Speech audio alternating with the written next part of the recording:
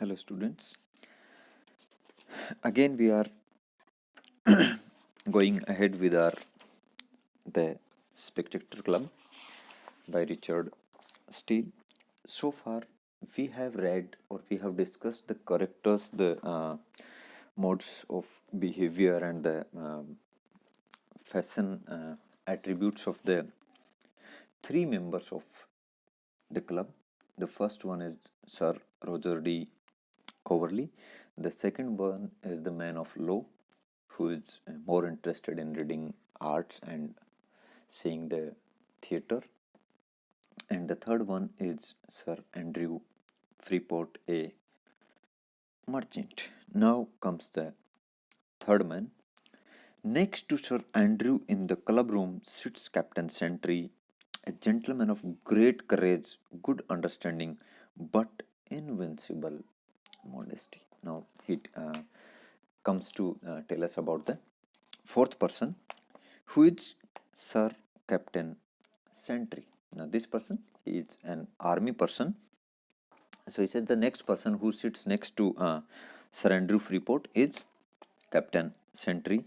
He is a gentleman of great courage, because it's quite obvious that if he belongs to army, that he is quite a courageous person, having good understanding but invincible modesty. But the modesty, the humble nature of his is quite invincible, unmasked. Such a strong modesty he has in his character.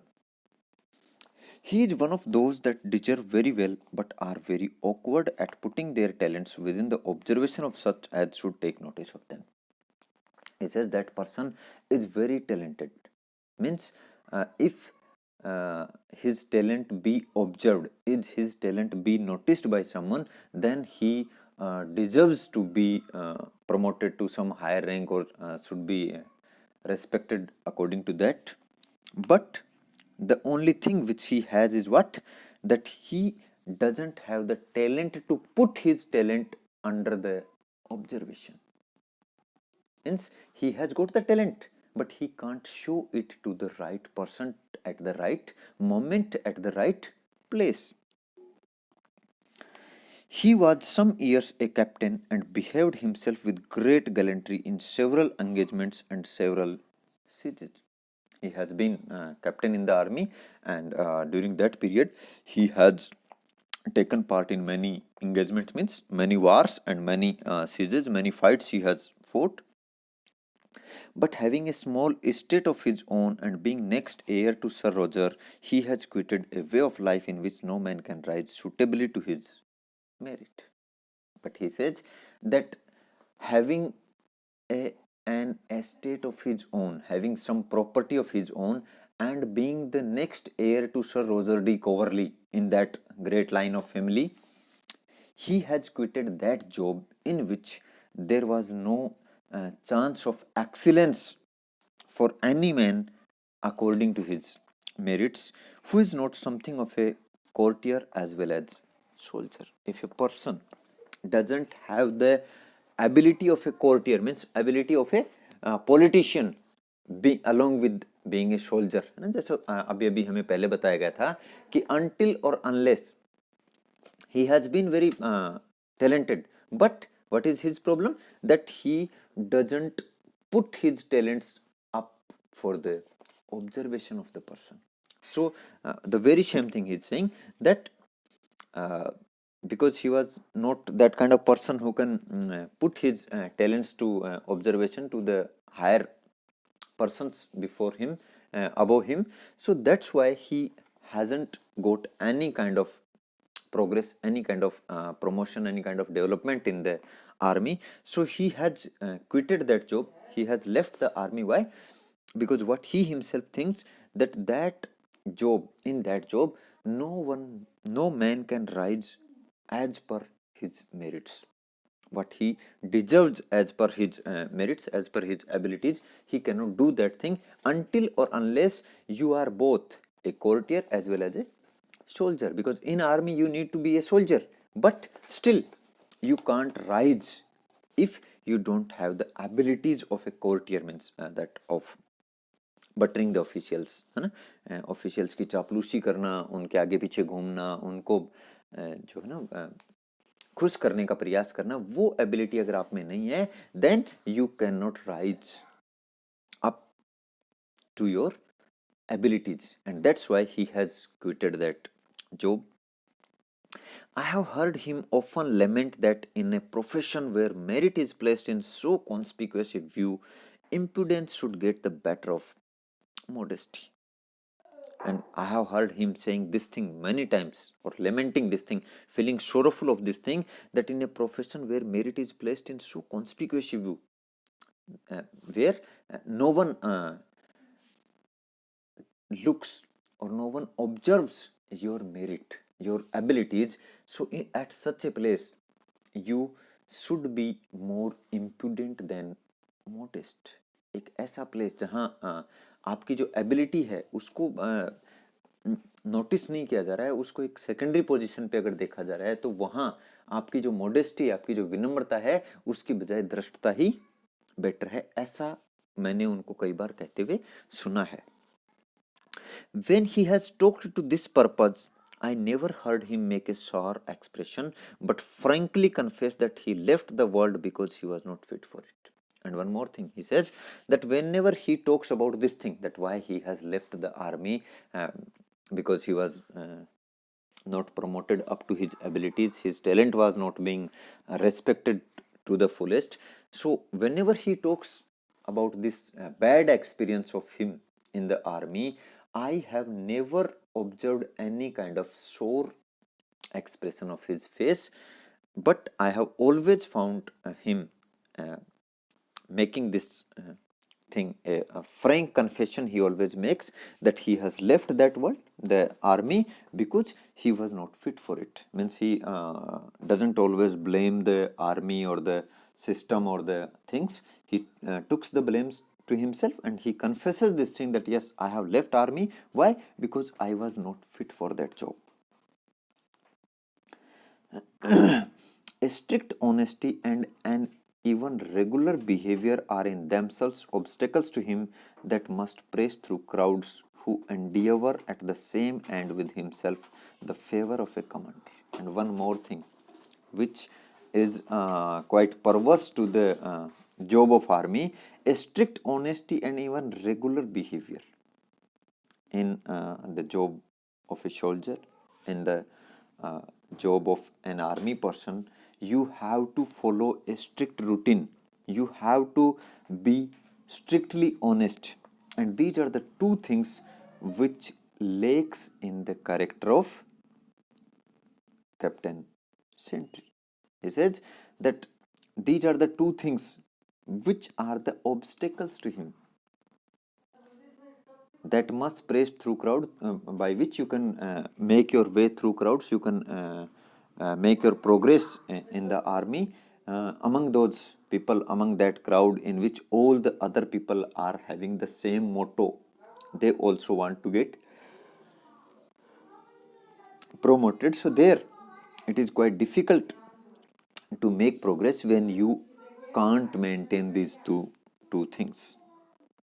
He will, however, in his way of talk, excuse generals for not disposing according to man's desert or inquiring into it, for says he, the great man who has a mind to help me has as many to break through to come to me as I have to come at him.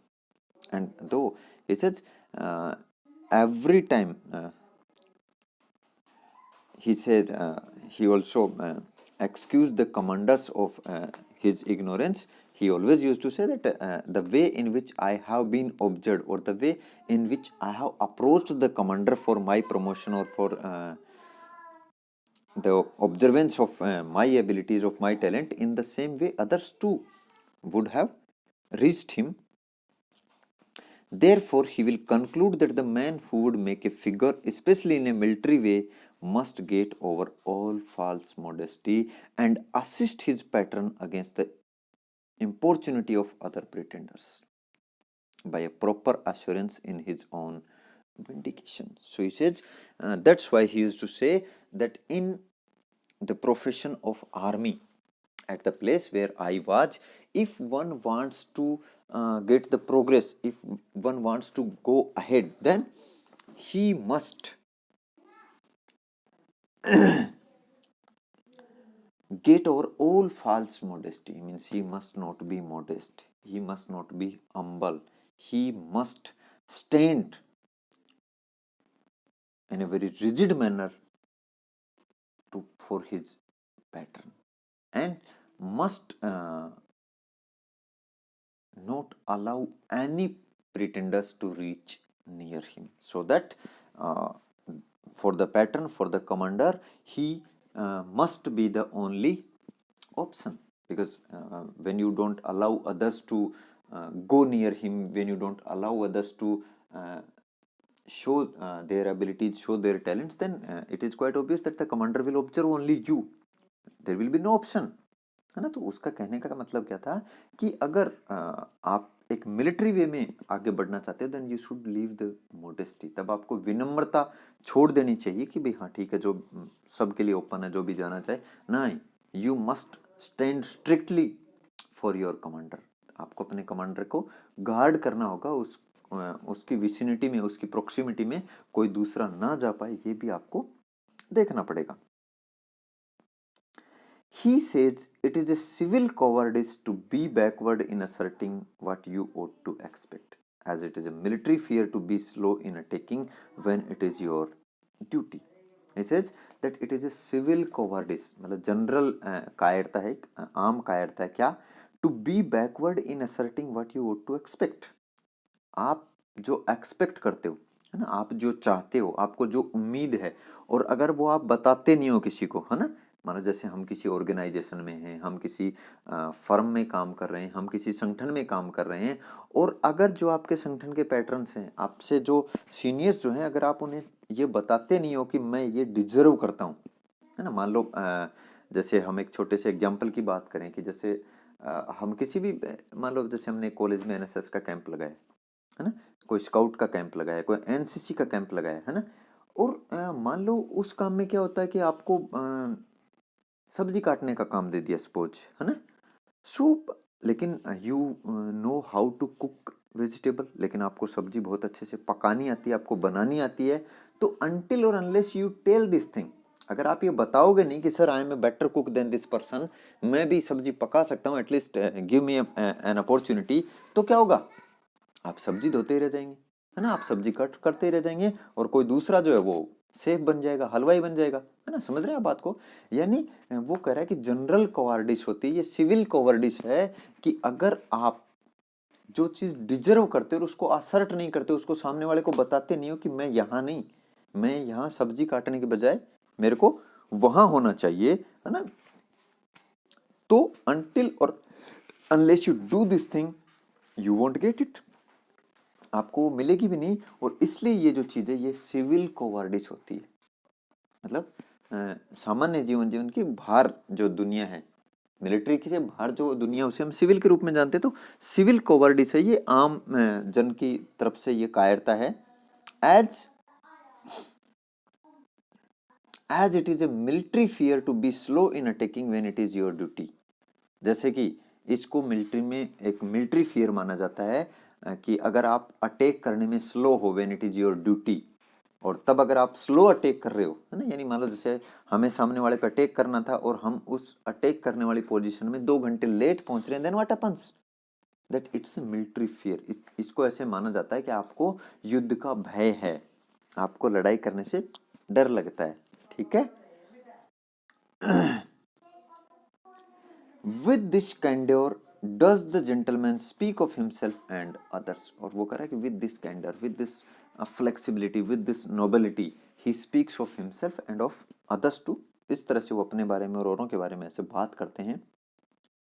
The same frankness runs through all his conversations. और ये जो frankness है, मतलब black को black और white को white कहना, मतलब अपनी गलती है तो अपनी गलती है, औरों की तो औरों की, मतलब ये तो उनका जो फ्रैंक बिहेवियर है, it runs through all his conversations. उनके जो भी कन्वर्सेशन है, जो भी उनके वार्तालाप हैं, उन सब के थ्रू ये रन करता है, ये मतलब पाया जाता है। The military part of his life has furnished him with many adventures, और जो मिलिट्री पार्ट था उनके जीवन का उसमें उन्होंने बहुत से एडवेंचर्स जो हैं वो जिए, उनमें पार्ट लिया. In the relation of which he is very agreeable to the company, or just because of those adventures he is very agreeable to the company because he has a store of things to tell, है ना. चूंकि उन्होंने adventures में भाग लिया था, उन्होंने युद्धों में भाग लिया था, तो इसलिए हमेशा उनके पास बताने के लिए चीजें होती हैं, और इसलिए वो उस कंपनी में हमेशा एक एग्रीएबल रूप से उनको लिया जाता है. For he is never overbearing, though accustomed to command men in the utmost degree below him. And he says, he's one more ability, one more quality of him is what? He is never overbearing. वो कभी भी overbearing नहीं होता जहां हम उसको सहन नहीं कर सकें. Even if he has the habit of commanding men under him to the utmost degree. क्योंकि चूंकि वो एक आर्मी कैप्टन थे, तो वहाँ उनको ये हैबिट थी, उनकी ये आदत रही थी कि उनके नीचे जो मैन थे, यानी जो सिपाही, जो भी आर्मी पर्सन्स उनके अंडर थे, उनको वो किसी भी डिग्री तक कमांड कर सकते थे. लेकिन स्टिल वो जो ऑथोरिटेटिव नेचर था, वो जो कमांडिंग नेचर था, वो यहाँ वो कभी यूज नहीं करते थे. Nor ever too obsequious from an habit of obeying men highly above him, and he was never too obsequious means too careful, too much paying heed to what someone says. वो उस category के भी नहीं थे कि बिल्कुल ही मतलब ऑब्सिक्यूअस हो, बिल्कुल ही सारी बातों को गौर से सुने, सारी बातों को माने. As he was in the habit of obeying man highly above him, क्योंकि ये भी आर्मी में उनकी आदत थी कि जो भी पर्सन उनके ऊपर थे, है ना. भाई आर्मी में क्या एक हायरार्की है कि आपसे सीनियर जो है, आपसे बड़ा अधिकारी है, उसकी बात आपको माननी पड़ेगी, अक्सर से माननी पड़ेगी, पूरी माननी पड़ेगी, और आपके नीचे जो है उनको आपकी माननी पड़ेगी. तो वो करे कि वो वहां होके ना ही तो वो ये टेम्परामेंट शो करते हैं कि yes I am the boss, है ना, और ना ही वो ये टेम्परामेंट करते हैं कि yes you are the boss, ना. दोनों ही बातें वो अपने बिहेवियर में शो नहीं करते. ना ही तो बिल्कुल ही वो टिमिडनेस, बिल्कुल ही मतलब वो दयालुता भरा एक जो मोड है, रिक्वेस्ट वाला मोड है, वो भी शो नहीं करते, और कमांड वाला मोड भी नहीं. So this is it for captain Sentry.